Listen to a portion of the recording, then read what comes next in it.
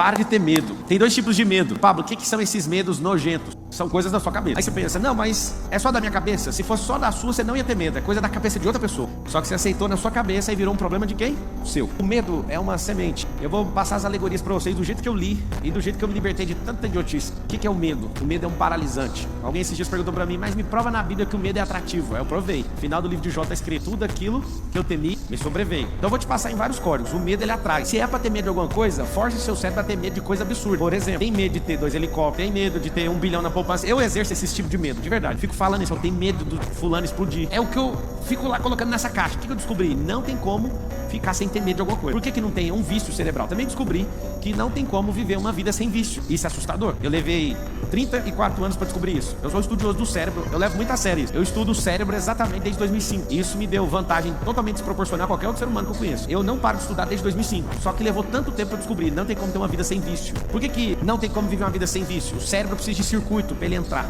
Então ele ama um circuito chamado medo. É um vício. E aí eu percebi que não tem como viver sem um vício. E se eu tô testando e já comprovei, e já tô testando em novas fases, eu descobri que eu tenho que viver sempre viciado em alguma coisa. E aí o que eu faço? Eu faço uma lista de vícios que eu vou entrar, porque o cérebro, ele tem um problema. Isso é físico.